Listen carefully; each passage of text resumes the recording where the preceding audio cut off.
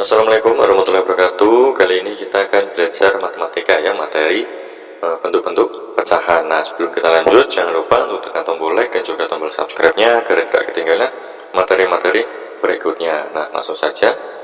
Nah, nanti kita akan belajar tentang bentuk pecahan, yaitu ada 4 ini ya.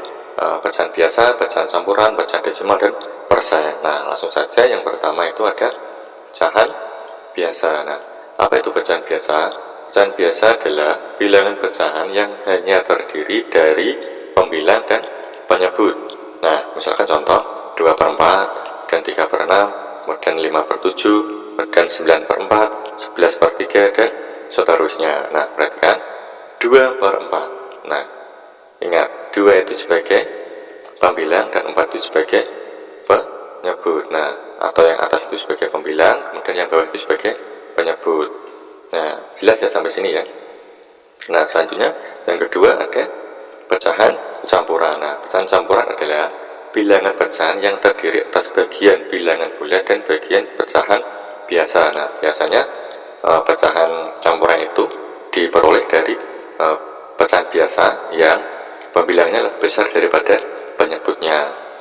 Nah, misalkan contoh ya, 1 5/7. Nah, 1 itu sebagai bilangan bulat, kemudian 5/7 itu sebagai bilangan pecahan. Contoh yang lain misalkan 2 3/5. Ini kan terdiri dari dua bilangan ya. Nah, 1 itu sebagai bilangan bulat, atau 2 itu sebagai bilangan bulat, dan 3/5 itu sebagai pecahannya. Nah, kemudian yang ketiga ada pecahan desimal. Nah, pecahan desimal adalah pecahan yang diperoleh dari hasil pembagian suatu bilangan dengan bilangan 10 dan pangkatnya. Nah, untuk menulis pecahan desimal kita selalu menggunakan tanda koma ya. Ingat, selalu ditandai dengan tanda koma. Nah, misalkan contohnya 214,124. Nah, sebelumnya kan kita sudah mengetahui untuk posisi bilangan ini ya. 2 itu sebagai ratusan, 1 itu sebagai puluhan, dan 4 itu sebagai satuan. Nah, sebelum kita mengenal pecahan, satuan ini merupakan nilai terkecil.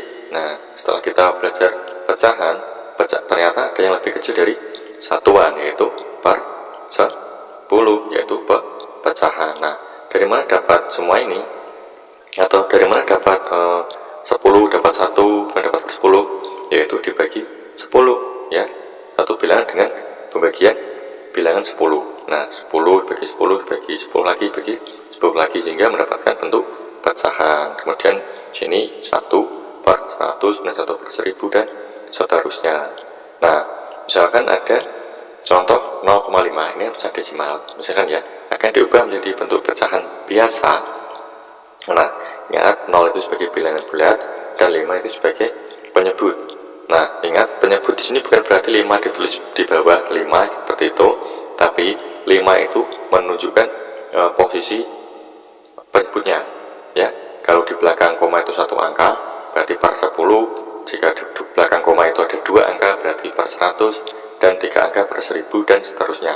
Berarti jika 0,5 ini ditulis dalam bentuk diubah dalam bentuk pecahan biasa, akan menjadi 5/10. 5-nya itu penyebut, artinya per 10 karena di belakang koma 1 angka. Kemudian 5-nya dari mana?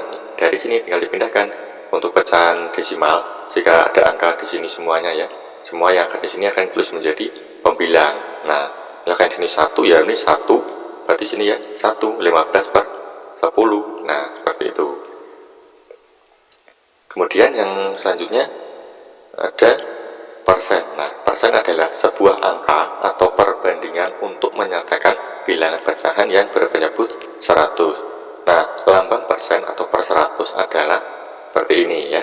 Jika ada lambang seperti ini, itu berarti sudah pastikan persen, bentuk persennya. Misalkan ada angka seperti ini 10, kemudian ada tanda seperti ini, yaitu tanda dari persen ya, yaitu dibaca 10%. Nah, 10 itu sebagai pembilang, kemudian yang tandanya itu sebagai persen atau per 100 sebagai penyebut ya. Misalkan ini jika ditulis dalam bentuk pecahan biasa akan seperti ini. 10% itu bisa ditulis dengan 10/100.